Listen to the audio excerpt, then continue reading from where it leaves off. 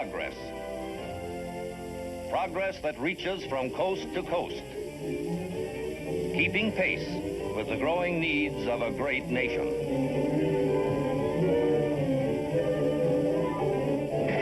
Progress is writing a new chapter in railroad transportation.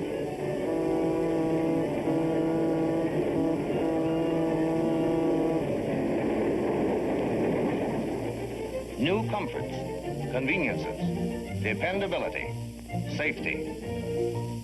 Every year, millions of Americans travel billions of miles on the railroads, enjoying this relaxed and tension-free way to journey, enjoying the safety and certainty which the railroads bring to everyone's travel planning, regardless of winds, the weather, or visibility.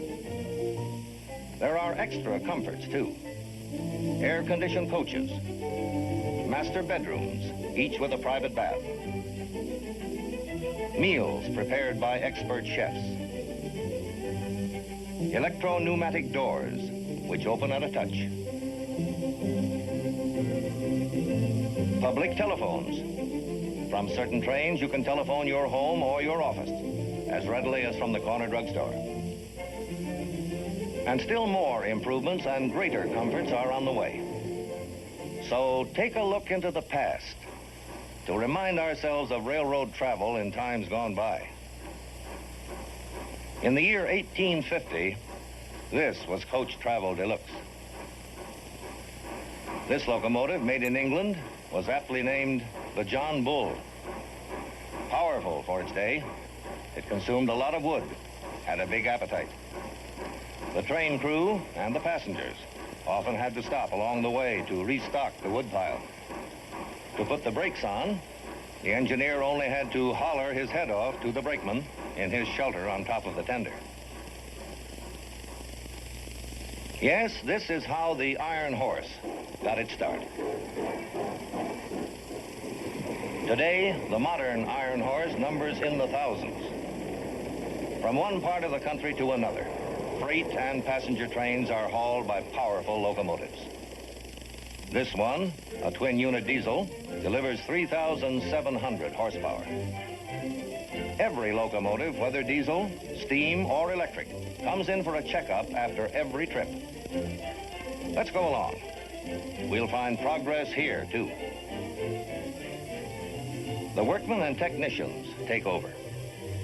Some inspect and service the undercarriage and trucks. Others attend the big diesel engines. The diesel engines turn the generators, which make the power for the electric motors which drive the locomotive. And to service this equipment requires expert knowledge of engine maintenance and of new devices, like this relay for the cab signals, and this governor of the speed control.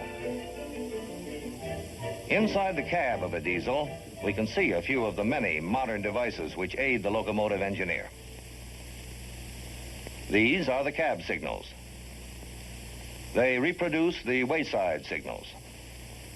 In fair weather or foul, in sleet or fog, our engineer knows at all times the conditions ahead. This duplication of the wayside signals on the cab signals is accomplished by electric impulses flowing through the rails. Right now, the signal in the cab reads clear.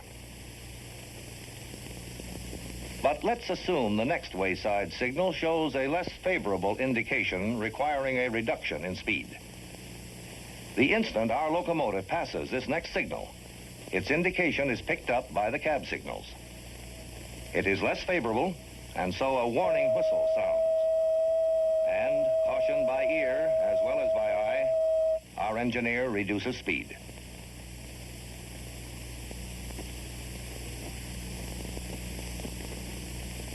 These are his controls: the throttle and the air brake, and their function is obvious. What is not readily apparent is that these locomotives are equipped with speed control, which automatically slows down the locomotive and stops it if the engineer should fail to obey the signals. Just imagine if you had such a device in your automobile. You would never get a ticket for speeding. Here's how it works. Let's suppose our engineer is proceeding under a signal like this one, which indicates a clear track ahead.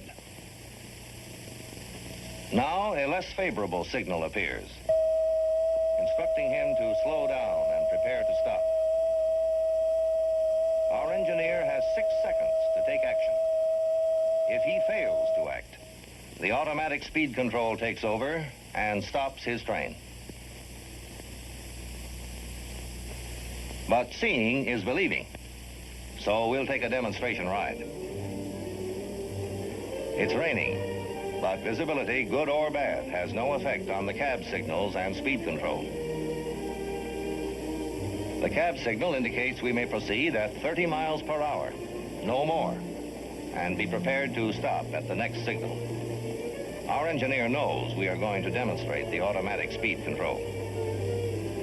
Like all engineers, he knows every foot of the railroad in his territory, knows exactly the location of every switch and signal. Here goes the signal change to restricting, which in railroad language means slow down and be prepared to stop. Our engineer acknowledges the warning whistle, but otherwise he purposely takes no action.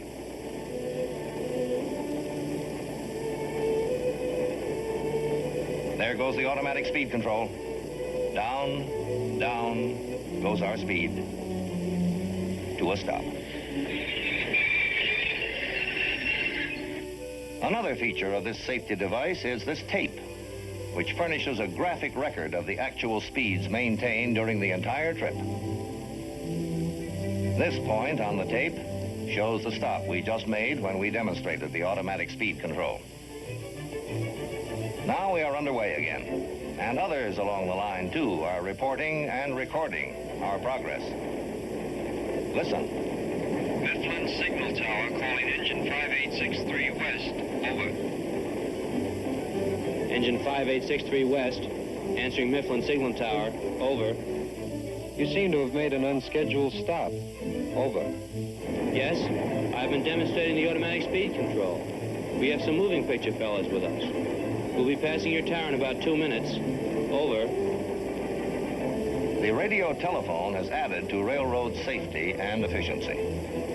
Installed in passenger train locomotives as well as in freight locomotives, it furnishes a constant link of communication between engine and signal towers along the route, from one train to another,